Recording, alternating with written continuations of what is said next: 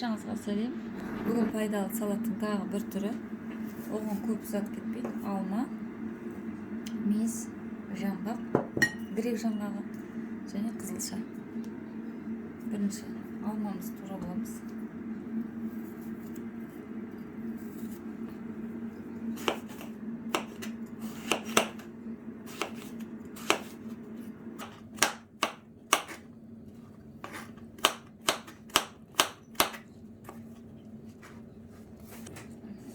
Енді тәркеге әдемі саламыз.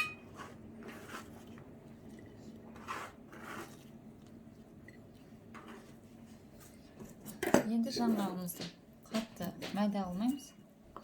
Екі-үшке бөліп тұрамыз.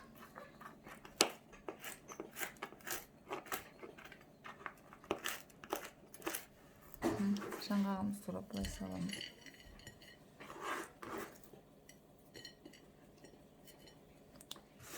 Енді қызылшамызды тураймыз.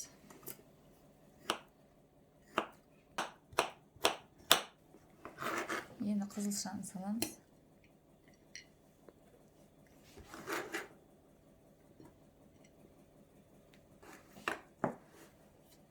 Енді ортасына қаймақ саламыз.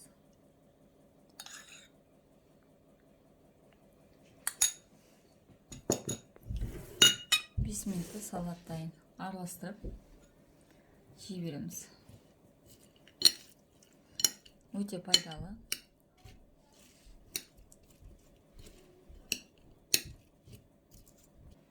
Міне тез дайындалатын салатымыз дайын болды.